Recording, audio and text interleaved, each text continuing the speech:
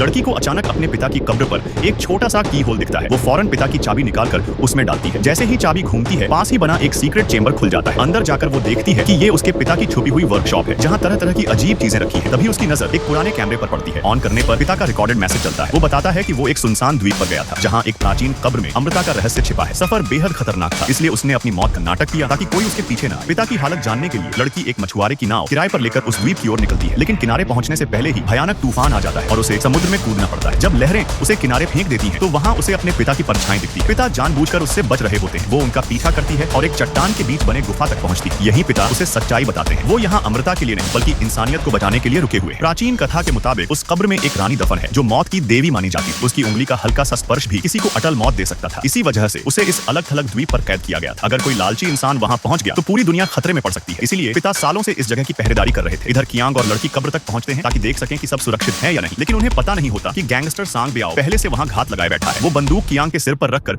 लड़की को कब्र का दरवाजा खोलने के लिए मजबूर करता है। जटिल ताले देखकर वो घबरा जाती है, लेकिन तभी उसे बचपन में पिता का दिया एक मैकेनिकल टॉय याद आता है। उसका सिस्टम बिल्कुल इसी दरवाजे जैसा था। वो पैटर्न समझकर एक एक कर नॉब घुमाती और आखिरकार भारी पत्थर का दरवाजा ढह जाता है। सब लोग रस्सियों के सहारे अंदर उतरते हैं। सुरक्षा के लिए सांग ब्याओ लड़की को आगे भेजता है। कुछ कदम चलते ही वो एक ट्रैप पर पैर रख देती है। सबकी सांसें थम जाती है, लेकिन कुछ नहीं होता। जैसे ही सब राहत लेते हैं, अचानक कुछ लोग जाल में फंसकर मारे जाते हैं। माहौल पूरी तरह खौफनाक हो जाता है। आगे एक विशाल खाई मिलती है। नीचे देखने पर हजारों इंसानी कंकाल दिखाई देते हैं। इसी तरह सब पार होकर सामने 1000 साल पुराना ड्रम टॉवर देखते हैं। अंदर सिर्फ एक ताबूत रखा होता है। सांग ब्याओ मान लेता है कि अमृता का राज इसी में है और ताबूत खुलवाता है। अंदर रानी का शरीर बिल्कुल सुरक्षित पड़ा होता है, जैसे अभी अभी सोई हो। मगर हवा लगते ही शरीर तेजी से खराब होने लगता है। वो उसे ले जाना चाहता है, लेकिन जैसे ही उसका आदमी उसे छूता है, उसकी हथेली पर काली रेखाएं फैल जाती हैं और पल भर में उसका पूरा शरीर गलने लगता है। डर के मारे सांग ब्याओ उसे गोली मार देता है। उधर लड़की दीवारों पर बनी पेंटिंग से समझ जाती है कि रानी एक जन्मजात जहरीला शरीर थी। उसने अपने बेटे की रक्षा के लिए खुद को यहाँ कैद किया था, लेकिन सांग ब्याओ और लालची हो जाता है। वो प्लायर से रानी की एक उंगली तोड़ लेता है ताकि उसे बेचकर मोटा पैसा कमा सके। तभी लड़की उस पर हमला कर देती है और कियांग भी उसे गोली मार देता है। फायर फाइट के बीच जो आदमी पहले रानी को छू चुका था, अचानक ज़ॉम्बी की तरह उठकर कियांग पर झपटता है। उसे मार दिया जाता है, लेकिन कियांग खुद वायरस से संक्रमित हो जाता है। उसे समझ आ जाता है कि वो बच नहीं पाएगा। वो लड़की को भागने के लिए कहता है और खुद बम लगाकर इस जगह को उड़ाने का फैसला करता है ताकि वायरस बाहर न जाए। भागते हुए लड़की फिर सांग ब्याओ से टकराती है। वो उसे बाहर जाने से रोकने के लिए केबल पर चढ़कर उसे लातों से पीछे धकेल देती है और केबल तोड़ देती है। गुस्से में सांग ब्याओ हमला करता है। तभी अंदर धमाका होता है। मौके का फायदा उठाकर लड़की उसके पॉकेट से रानी की उंगली निकालकर उसके मुंह में ठूंस देती और उसे खाई में लात मारकर गिरा देती। पूरी संरचना ढाने लगती। आखिरी पल में लड़की बाहर निकल जाती। रानी का शरीर और वो खतरनाक वायरस हमेशा के लिए वहीं दब जाता है और इस तरह इंसानियत पर मंडराता सबसे बड़ा खतरा खत्म हो जाता है।